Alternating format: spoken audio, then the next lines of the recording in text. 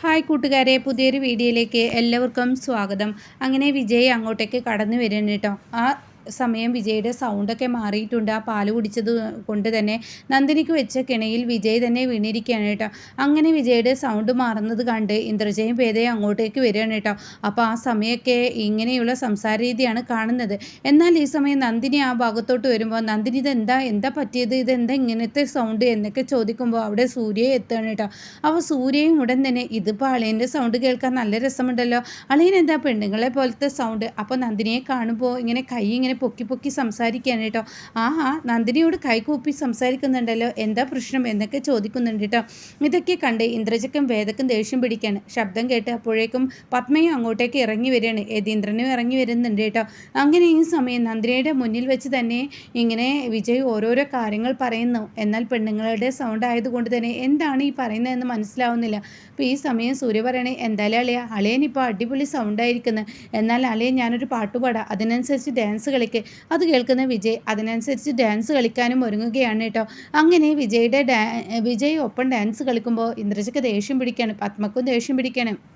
നിങ്ങൾ എന്തോന്നാ മനുഷ്യയായി കാണിക്കുന്നത്, നിങ്ങളുടെ സൗണ്ട് എന്താ ഇങ്ങനെ, അത് പിന്നെ എന്തൊക്കെ പറഞ്ഞ് സംസാരിക്കാൻ ഒരുങ്ങുമ്പോഴേക്കും ഇന്ദ്രജ പറയാൻ, നിങ്ങളൊന്നും ഇങ്ങോട്ടേക്ക് വരുന്നുണ്ടോ, മതി നിങ്ങൾ ഇവിടെ നിന്ന് കിടന്ന് ഡാൻസ് കളിച്ചത്, വാ എന്ന് പറഞ്ഞിട്ട് ഇന്ദ്രജയും വേദയും കൂട്ടിക്കൊണ്ടു പോവാണ് കേട്ടോ. അപ്പോഴേക്കും സൂര്യ പറയണേ, എന്തൊരു രസമാണ് എൻ്റെ അളിയൻ്റെ ഡാൻസ് കളി കാണാൻ, എൻ്റെ ചേച്ചി നിങ്ങളിവിടെ നിന്ന് നിർത്തിത്താ, ഞാനൊന്ന് കാണട്ടെ എൻ്റെ അളിയൻ്റെ ഡാൻസ് എന്നൊക്കെ പറയുന്നുണ്ട് കേട്ടോ. അങ്ങനെ ഈ സമയം ഇന്ദ്രജയും വേദയും ഇത് പറഞ്ഞിട്ട് വിജയ് അവിടെ നിന്ന് കൊണ്ടുപോകുമ്പോൾ ഒത്തിരി തവണ സൂര്യ പറയുന്നുണ്ട് അവിടെ നിർത്ത് എന്ന്. പക്ഷേ ആ വാക്കുകൾക്ക് യാതൊരു വിലയും നൽകില്ല കേട്ടോ. അങ്ങനെ ഇന്ദ്രജയും വേദയുടെയും മുന്നിൽ നിന്ന് കൊണ്ടുപോവുകയാണ് ഈ പറയുന്ന വിജയ് കേട്ടോ. പിന്നീടാണെങ്കിലോ ഇപ്പുറത്തെ പത്മയാണെങ്കിലോ വല്ലാത്തൊരു കഷ്ടം തന്നെയാണ് ഈ വിജയ് കൊണ്ട് ഓരോ ദിവസവും ഓരോ തലവേദനകളാണ് ഇയാൾ ഉണ്ടാക്കുന്നത്. എന്നിങ്ങനെ പറയുമ്പോൾ മറ്റുള്ളവർക്ക് എന്തെങ്കിലും പണി വെച്ചാൽ ഇങ്ങനെ ഇരിക്കുമെന്ന് നിങ്ങളുടെ മരുമകൻ മനസ്സിലാക്കട്ടെ എന്ന് സൂര്യ പറയുന്നുണ്ട് കേട്ടോ.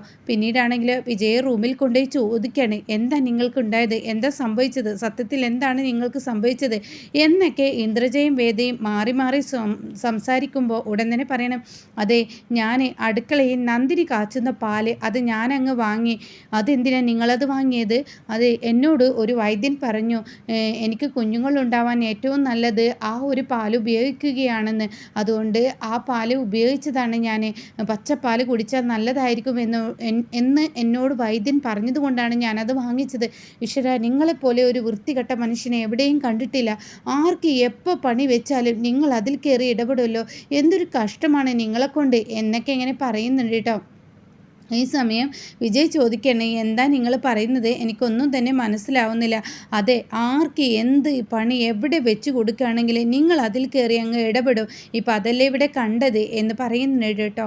അപ്പോൾ ഈ സമയം എന്താണ് ഇവിടെ സംഭവിക്കുന്നതെന്ന് അറിയാതെ ഇവരാകെ പകച്ചു പോവുകയാണ് കേട്ടോ ഈ പറയുന്ന വിജയ്. അപ്പോൾ വിജയ് ചോദിക്കണേ, എന്താണ്, അതെ നന്ദിനിക്ക് വെച്ച നെയിൽ പോളിഷ് കലക്കിയ പാലാണ് നിങ്ങൾ കുടിച്ചത്. ഈശ്വര, ഇനി ഡോക്ടറോട് ചോദിച്ചു നോക്കട്ടെ, നിങ്ങളുടെ സൗണ്ട് പെണ്ണുങ്ങളുടെ സൗണ്ട് മാറാൻ വല്ല വഴിയുണ്ടോ എന്ന് ഞാൻ ഡോക്ടറോട് ചോദിക്കട്ടെ എന്ന് പറഞ്ഞിട്ട് തൻ്റെ ഫോണെടുത്ത് ഇന്ദ്രജ പെട്ടെന്ന് ഡോക്ടർക്ക് വിളിക്കുകയാണ് കേട്ടോ. അപ്പോൾ ഡോക്ടർ എന്താ മാഡം എന്ന് ചോദിക്കുന്നുണ്ട്. അത് പാലിൽ നെയിൽ പോളിഷ് കലർന്നു, അവരുടെ സൗണ്ട് ആണെങ്കിലോ ഒരു പെണ്ണിൻ്റെ സൗണ്ട് പോലെ ആയിട്ടുണ്ട്, ഇനി അത് മാറ്റാൻ എന്ത് മരുന്നാണ് ഞാൻ കൊടുക്കേണ്ടത് എന്നൊക്കെ ചോദിക്കുമ്പോൾ ഡോക്ടർ എന്തൊക്കെയോ പറഞ്ഞു കൊടുക്കുന്നുണ്ട് കേട്ടോ. അത് നമുക്ക് മുന്നിൽ വ്യക്തമല്ല. എന്നാൽ ഈ സമയം ഇപ്പുറത്താണെങ്കിൽ സൂര്യ പറയണേ, എന്തിനാ നന്ദിനി നീ എന്നെ പിടിച്ചു വലിച്ച് കൊണ്ടുവന്നത്, ഞാൻ അളിയൻ്റെ റൂമിലോട്ട് പോട്ടെ, അളിയൻ്റെ സൗണ്ട് കേൾക്കാൻ എന്തൊരു രസമാണ്, അളിയൻ്റെ സൗണ്ട് ഒരു പ്രത്യേക രസം, ചിരിക്കാൻ നല്ല രസമുണ്ട്, അതുകൊണ്ട് ഞാൻ അളിയൻ്റെ അടുത്തോട്ട് പോട്ടെ. എൻ്റെ സൂര്യ സാർ വെറുതെ ആവശ്യമില്ലാതെ പ്രശ്നം ഉണ്ടാക്കണ്ട, സൂര്യ സാർ എന്തായാലും കുളിച്ച് ഫ്രഷ് ആയിക്കോളൂ, സൂര്യ സാറിന് മീറ്റിങ്ങിന് പോകണമെന്ന് അങ്ങനെ എന്തോ ഒന്ന് പറഞ്ഞിരുന്നല്ലോ, ഞാനത് മറന്നുപോയി, ഞാൻ പെട്ടെന്ന് പോകാൻ നോക്കട്ടെ, എന്തായാലും ഞാൻ പെട്ടെന്ന് ഇറങ്ങട്ടെ. അത് കേട്ട ഉടനെ നന്ദിനി പറയാണ്, സൂര്യ സാറിന് എന്താണ് ബ്രേക്ക്ഫാസ്റ്റ് ഉണ്ടാക്കേണ്ടത്, അയ്യോ ബ്രേക്ക്ഫാസ്റ്റ് ഇന്ന് ഇനി കഴിക്കാൻ ഇടയില്ല, ഇനിയിപ്പോൾ അത് ഉണ്ടാക്കി വരുമ്പോഴത്തേന് നേരെ ഒരുപാടാവില്ലേ, ഏകദേശം ഒരു അരമണിക്കൂറോളം പിടിക്കില്ലേ. അത് കേട്ട ഉടനെ തന്നെ ഓ അതൊന്നുമില്ല, 5 മിനിറ്റിനുള്ളിൽ ഞാൻ അടിപൊളി റെസിപ്പി ഉണ്ടാക്കി തരാം. എന്താ നന്ദിനി ഈ പറയുന്നത്? അതെ, 5 മിനിറ്റിനുള്ളിൽ നല്ല അടിപൊളി റെസിപ്പി തന്നെ സൂര്യ സാറിന് ഉണ്ടാക്കി തരാം. സൂര്യ സാറിൻ്റെ കുളി കഴിയുമ്പോഴേക്കും എല്ലാം അടിപൊളിയായിരിക്കും. എന്നാൽ നീ ഒരു അടിപൊളി റെസിപ്പി തന്നെ എനിക്കുണ്ടാക്കി. എന്താ സാറിന് വേണ്ടത്? നല്ലൊരു ഉപ്പുമാവും അതിലോട്ട് പറ്റിയ നല്ലൊരു ചട്ടിനിയും അതുപോലെ തന്നെ അതിലോട്ട് പറ്റിയ 2-3 റെസിപ്പികളും പറഞ്ഞു കൊടുക്കുന്നുണ്ട് കേട്ടോ. ഓ ശരി ശരി, ഞാൻ ചെയ്യാം എന്നൊക്കെ ഇങ്ങനെ പറയാണ് കേട്ടോ.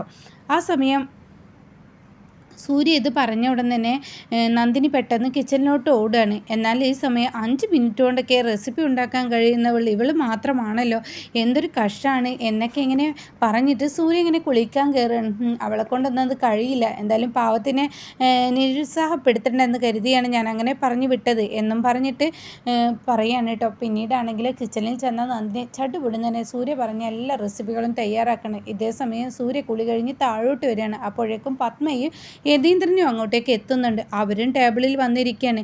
ഇതേ സമയം സൂര്യ 5 മിനിറ്റ് കൊണ്ട് റെസിപ്പിയൊക്കെ ഉണ്ടാക്കിയോ? ഓ ഉണ്ടാക്കി സൂര്യ സാർ എന്ന് പറഞ്ഞിട്ട് സൂര്യക്കും പത്മക്കും യതീന്ദ്രനും ഭക്ഷണങ്ങളൊക്കെ വിളമ്പി കൊടുക്കുകയാണ്. ആ സമയം ഇവരിത് കഴിക്കാൻ ഒരുങ്ങുമ്പോഴേക്കും സൂര്യ പറയാണ്, ഡാഡി ഇന്നത്തെ റെസിപ്പിക്ക് വല്ലാത്തൊരു ടേസ്റ്റ് തന്നെ ഉണ്ടല്ലേ. അത് കേട്ട ഉടനെ യതീന്ദ്രൻ പറയാനില്ല. അപ്പോൾ ഉടൻ തന്നെ സൂര്യ പറയണം, 5 മിനിറ്റ് കൊണ്ട് നന്ദിനി ഉണ്ടാക്കിയ റെസിപ്പിയാണ്. ഇത്രയും ഭംഗിയായി നന്ദിനിക്ക് ഉണ്ടാക്കാൻ കഴിയുമെന്ന് ഞാൻ ഒരിക്കലും പ്രതീക്ഷിച്ചില്ല. അത് കേട്ട ഉടനെ സൂര്യയുടെ വാക്ക് കേൾക്കുമ്പോൾ പത്മക്ക് ഇങ്ങനെ ദേഷ്യം പിടിക്കുന്നുണ്ട് കേട്ടോ. അങ്ങനെ സൂര്യ ആ ഭക്ഷണമെല്ലാം കഴിച്ചതിന് ശേഷം സൂര്യ നന്ദിനിയോട് പറയണേ, നന്ദിനി ഞാൻ പോട്ടെ, എന്തായാലും 5 മിനിറ്റ് കൊണ്ടൊക്കെ റെസിപ്പി ഉണ്ടാക്കാൻ നിന്നെക്കൊണ്ട് മാത്രമേ കഴിയുള്ളൂ. ഈ വീട്ടിൽ ഒരുപാട് സ്ത്രീകളുണ്ട്, അവർക്കൊന്നും ഇത് കഴിയില്ല. നന്ദിനി നീ ഒരു സംഭവം തന്നെ, പറയാതിരിക്കാൻ വയ്യ. നിൻ്റെ ഭക്ഷണം ആയാലും എന്താണെങ്കിലും നീ വെറുതെ ഒന്ന് വെള്ളത്തിൽ ഉപ്പിട്ട് തന്നാലും അതിനും അതിൻ്റേതായ ഒരു കൈപ്പുണ്യമുണ്ട് എന്നൊക്കെ ഇങ്ങനെ പറഞ്ഞിട്ട് സൂര്യ നന്ദിനിയെ പുകഴ്ത്തുന്നത് കാണുമ്പോൾ പത്മക്ക് ദേഷ്യം പിടിക്കുകയാണ്.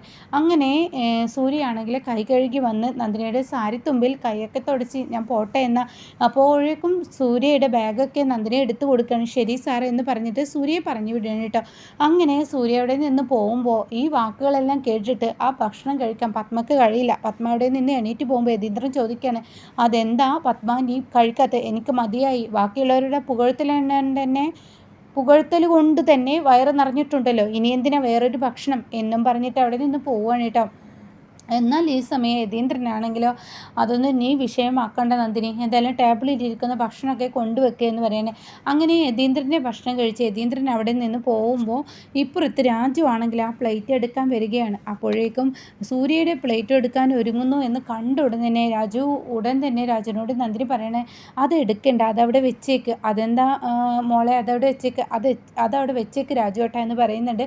ബാക്കിയുള്ളവരുടെ എല്ലാം പ്ലേറ്റ് എടുത്ത് പോയിക്കോളൂ എന്ന് പറയണേ. എന്നാൽ ഈ സമയം രാജു അതെല്ലാം എടുത്തു പോകുമ്പോൾ ഉടൻ തന്നെ നന്ദിനി സൂര്യ കഴിച്ച ആ പ്ലേറ്റിൽ തന്നെ അതിൻ്റെ ബാക്കിയും പിന്നീട് നന്ദിനിക്ക് വേണ്ട ഭക്ഷണവും ഇട്ട് ആ പ്ലേറ്റിൽ കഴിക്കുന്നത് കണ്ട് പത്മ അങ്ങോട്ടേക്ക് കയറി വരികയാണ് കേട്ടോ. പത്മക്ക് ഇത് എത്ര ദഹിക്കില്ല, പത്മ നോക്കുന്നുണ്ടെന്ന് നന്ദിനിക്കും അറിയാം. എങ്കിലും നന്ദിനി എണീക്കില്ല. പിന്നീട് നന്ദിനി പത്മ നോക്കുന്നത് വകവെക്കാതെ തന്നെ നന്ദിനി ആ ഭക്ഷണം കഴിച്ചും കൊണ്ടിരിക്കുമ്പോൾ പത്മ അവിടെ നിൽക്കുന്നത് കാണുമ്പോൾ യതീന്ദ്രൻ പറയണേ, നീ ഓഫീസിലോട്ട് തിരക്കിട്ട് പോകണമെന്ന് പറഞ്ഞിട്ട് ഇപ്പം എന്താ ഇവിടെ നോക്കി നിൽക്കുന്നത്?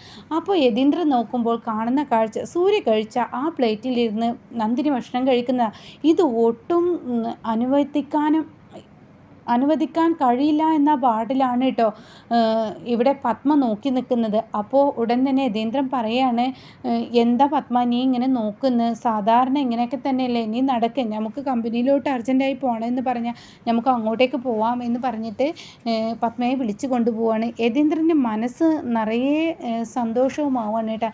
തൻ്റെ മകനെ അത്രമാത്രം നന്ദിനി സ്നേഹിക്കുന്നു എന്ന സത്യം താൻ നേരിൽ കണ്ട സന്തോഷമുണ്ടല്ലോ, അത് പറയാനില്ല.